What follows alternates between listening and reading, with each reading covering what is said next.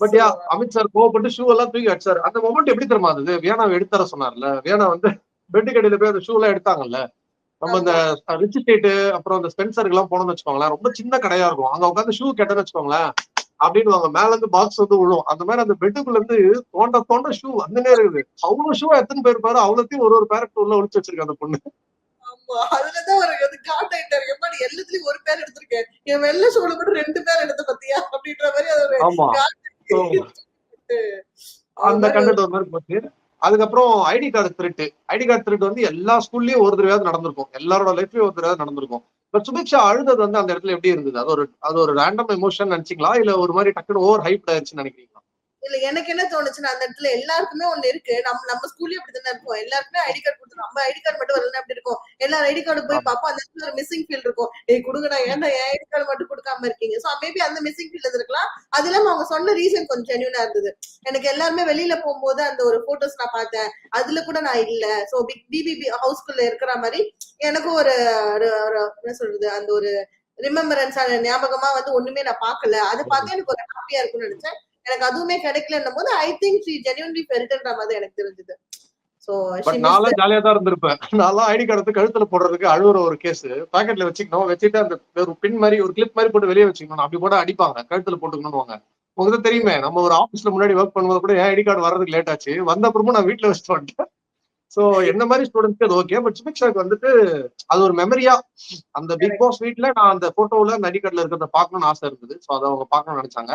அந்த கேப்ல சபரி போயிட்டு அண்ணன் நான் இருக்கமான்னு ஒரு பக்கம் முரளி மாதிரியும், இன்னொரு பக்கம் வந்து சமுத்திரம் சரத்குமார் மாதிரி விக்கல்ஸ் விக்ரமோ, மனோஜ் பாரதராஜா தான் யாருன்னு தெரியல, சமுத்திரம் சீனை ரீக்ரியேட் பண்ணாங்க.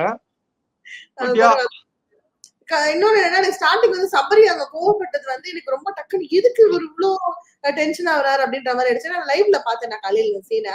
ஒண்ணுமே பார்த்துருக்கும் போது எனக்கே டப்புன்னு சபரி பர்ஸ்ட் ஆன மாதிரி இருந்துச்சு. நம்ம தான் லைவ் போட்டு வீட்டுல சோஃபால படுத்துட்டு போனை பார்த்துட்டு இருக்கோம்ல, அப்படி பண்ணிட்டு இருக்கும்போது டக்குனு சபரி கத்துறாரு. என்ன ஏன் சபரி கத்துறீங்க அப்படின்ற மாதிரி இருக்கும்போது நான் திருப்பி பேக் போய் பார்க்கும்போது ஒண்ணுமே நடக்கல, எதுக்கு இவர் கத்துனாரு அப்படின்ற மாதிரி எனக்கு தோணுச்சு. உனக்கு எப்படி தெரிஞ்சது அவரு கத்தும் போது திடீர்னு? இல்ல எனக்கு ஃபர்ஸ்ட் ஒரு கத்திரிக்க வேணாமோன்னு தோணுச்சு. அவர் ஈஸியா வந்து அவர் ரொம்ப கூல் கையா அவரை காமிச்சிக்க ட்ரை பண்றாரு. அதுதான் அவருக்கு அந்த வீடியோல வந்த சாரி மக்களே, எனக்கு வந்து அந்த கோல்டு இன்னும் போல, கண்ணு வேற ரொம்ப கூசுது லைட்ல. சோ சபரிக்கு வந்துட்டு அவங்க வீட்டுல இருந்து சொன்ன அட்வைஸும் அதான், நீ வந்து நீயா இருக்க ட்ரை பண்ணு, நேச்சுரலா எதுக்காக யாரோ மாதிரி பண்ண ட்ரை பண்ற, எல்லாரும் ப்ளீஸ் பண்ண ட்ரை பண்ணாரு. பட் நிறைய இடத்துல சபரி வந்துட்டு அவரு இருக்கணும்னு நினைக்கிறத தாண்டி வெளியே அவருக்கு அவரே ஒரு சர்க்கிள் போட்டுக்கிறாரு. அந்த சர்க்கிள் விட்டு அவர் வெளியே போயிடுறாரு. சோ இன்னைக்கு வந்து அவரு அவ்வளவு கோவப்பட்டிருக்க வேணாம், எனக்கு தேவையான என்னோட பொருளை கொடுத்துருங்க அப்படின்னு சொல்லியிருக்கலாம். பட் அது ஒருத்தரோட எமோஷன் தான் இல்லையா? அவரோட பசி, அவரோட அந்த மாத்திரை என்ன எமர்ஜென்சி நம்மளுக்கு தெரியல. சோ அதை போட்டாதான் அவர் ஓகேவா இருப்பாருங்கிற போது அதை டக்குன்னு கிவ் பண்ணியிருந்திருக்கலாம்னு எனக்கு தோணுச்சு. பட் கத்தாம இருந்திருக்கலாம். ஏன்னா கத்துனோன்னா அவர் சொன்ன மாதிரி அப்கோர்ஸ் வந்து அந்த பொண்ணு கண்ணு எல்லாம் கலங்கிடுச்சு. தெரிஞ்சு விளையாட்டுக்கு தான் பண்ண, தெரிஞ்சா இல்ல. அண்ட் பிளஸ் சபரி க்ளோஸ் ஆக கூட இருக்காததுனால அப்படி பண்ணதுனால டக்குன்னு கத்துனோன்னு யாரா இருந்தாலுமே ஒரு பொண்ணுன்னா அழுதுறாங்க. எனக்கு தெரிஞ்சு ஒரு சவுண்ட் வந்தோன்னு என்னதான் ஒரு ஸ்ட்ராங்கஸ்ட் பொண்ணா இருந்தாலுமே அந்த சவுண்டுன்னு வந்துச்சுன்னா கண்ணு கலங்கிடும் அந்த மாதிரி. சோ நான் லைவ்ல பார்த்தேன்னா அவ சொல்லிட்டு இருந்தேன், அது மாதிரி என்ன இந்த மாதிரி கத்தாதீங்க, எனக்கு யாராவது கத்துனாங்கன்னா என்கிட்ட சண்டை போட்டாங்க பாயிண்டா பேசுறாங்கன்னா திருப்பி என்னால பேச முடியும். பட் என்கிட்ட சத்தம் போட்டாங்க சத்தம் போட்டா எனக்கு ஒரு ட்ராமா மாதிரி, அது உங்களுக்கு புரியாதுன்ற மாதிரி அழுதுட்டா. அது லைவ்ல காமிச்சா கொண்டாடுல காமிக்கல. சோ அதுக்கப்புறமேட்டு சபரி வந்து கூப்பிட்டு வந்து கமருதீன் புடிச்சிட்டு இருந்தாரு. கமருதீன் தட்டி விட்டு ஒரு நிமிஷம் கமருதீன் அப்படின்னு சொல்லி அரோராவை தலை ரூம்ல கூப்பிட்டு வந்து அப்புறம் 2 பேர் பேசினாங்க. சரி சாரி அப்படின்னு சொல்லிட்டு. சோ இந்த நாள் கமருதீன் ஒரு 3வது ட்ராக் ஒண்ணு போட பார்த்தாரு. நோட் பண்ணீங்களா? வியானா இருக்கும்போது ஸ்கூல்ல வந்து நீ என்ன லவ் பண்ணுன்னு சொன்னா நீதான் கேட்க மாட்டேற அப்படின்னு. ஏன் உனக்கு 2 பத்தல, நீ 3வது வேற ஒண்ணு போற. அப்படி பஞ்சதந்திரம் கமல் மாதிரி சுத்திக்கிட்டு இருக்காரு. இது இல்லாம வந்து நடுவுல வேற வியானாவையும் கூப்பிட்டு நானவன் இல்லை மாதிரி மாறலான்ட்டு ஒரு பிளான்ல இருக்காங்க. பட் இன்னைக்கு ஒரு எஃபர்ட் வந்து போட்டாரு. அது வந்து நம்ம எல்லாரையும் கிரிட்டிசைஸ் மட்டும் பண்ணிட்டு இருக்கோம்ல, அதனால பாராட்டும் செய்யலாம். ஒரு திருக்குறளை வந்து எல்லாரும் முன்னாடி வந்து சொல்ல சொன்னாங்க. எல்லாம் சிம்பிளா சொல்லிட்டு இருக்கும்போது இவர் வந்து அதை ஒரு வாட்டி ரஜினி மாதிரி, ஒரு வாட்டி எம்ஜிஆர் மாதிரி, அது வந்து பயங்கரமா இருந்தது, செமையா இருந்ததுன்னு சொல்லல. பட் அட்லீஸ்ட் சும்மா சொல்லிட்டு போறதுக்கு அந்த மாதிரி ஒரு எஃபர்ட் ஒன்று போட்டு ஏதோ ஒரு ட்ரை பண்ணாரு. அதெல்லாம் ஓகே. பட் இந்த பார்வதி அரோரா விஷயம் வரும்போது தான் அவரோட கண்டென்ட் பார்க்க சகிக்க மாட்டேங்குது. அவருங்களை அந்த 3 பேருமே சொல்றாங்க, அந்த லவ் ட்ராக் வரும்போது பார்க்க சகிக்க மாட்டேங்குது. மேபி யாருக்காவது அது பிடிச்சிருக்கோம்னு தெரியல, எனக்கு பிடிக்கல.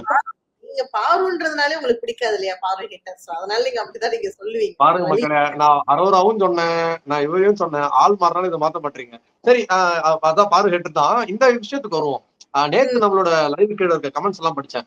நிறைய பேர் வந்து சொல்லியிருந்தீங்க, விக்கல் சீக்கிரம் வந்து நானும் சாரும் இது என்ன பண்றாரு, நல்லாவே இல்ல, 11th ஸ்டாண்டர்ட் பையன் அப்படி இருக்க மாட்டேன் அப்படிலாம் சொல்லியிருந்ததுக்கு, வெட்னஸ்டே அப்படிங்கிற ஒரு சீரீஸ்ல இருக்க ஒரு காட் கேரக்டர் வந்து அவர் பண்ணியிருக்காரு அப்படின்னு.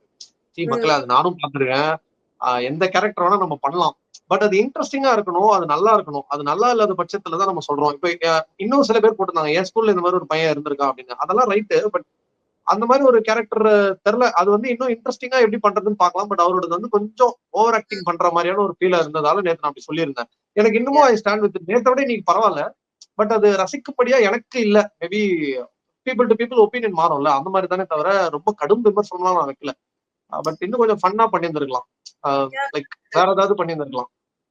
கரெக்ட் தான். ஏன்னா என்னன்னா அது நாள் முழுக்க வந்து அவங்க அந்த கேரக்டர் ஹோல்ட் பண்ணணும் போது அப்ப விக்ரமானது கேரக்டர் ஹோல்ட் பண்ண முடியலன்னு தான் நான் நினைச்சேன். பிகாஸ் அந்த ஒரு ஸ்டார்டிங் பார்க்கும்போது எல்லாம் லைன்ல நிக்கும் போது அந்த கேரக்டர் ஹோல்ட் பண்றாரு, போராட்டம் பண்ணும்போது அந்த கேரக்டர் ஹோல்ட் பண்றாரு, சில சண்டைன்னு வரும்போது அந்த இடத்துல அந்த லைட்டா விக்ரம் வெளில வராரு. அப்கோர்ஸ் அந்த ஒரு நாள் முழுக்க மெயின்டைன் பண்ண முடியாதுல்ல யாராலுமே. இவன் பிரின்சிபல் ஆகட்டும், அமித் ஆகட்டும், அது ஒரு கேரக்டரா ஒரு வீடியோ நீங்க பாத்திருப்பீங்க, இன்ஸ்டாகிராம்ல வந்துச்சு. பிக் பாஸ் அமித்துக்கு பிறகு திரும்பவே இல்ல.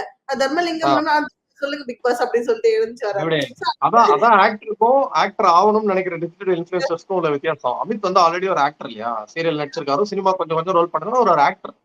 அதனால அவருக்கு வந்து கேரக்டருக்குள்ள போக முடியுது. அண்ட் ரொம்ப எனக்கு தெரிஞ்சு இது வரைக்கும் நல்லா பண்றாரு. அதாவது அந்த வெறப்பா இருக்காரு, ஒரு ப்ரொஃபசர் மாதிரியே இருக்காரு, அதே மாதிரி நடக்கிறது போறது எல்லாமே. அந்த ஒரு ஷூ விஷயத்துல மட்டும் கொஞ்சம் கோவப்படுத்திட்டாங்க. பட் அதுவுமே பர்சனல் தான். ஏன்னா ஒரு சில பேருக்கு வந்து அந்த ஹீல் ஹைட் வந்து மிஸ் மேட்ச் ஆச்சுன்னா பின்னாடி பேக் பெயின் வரதான் செய்யும். சோ அதை சொல்லும் போது விட்டுருக்கலாம். எல்லாமே பர்சனல் தான். இன்னைக்கு நடந்த சண்டையெல்லாம் பாருங்களேன், எல்லாமே அவரு அமித் அந்த பிரச்சனையும் அவரோட பர்சனலா போயிடுச்சு.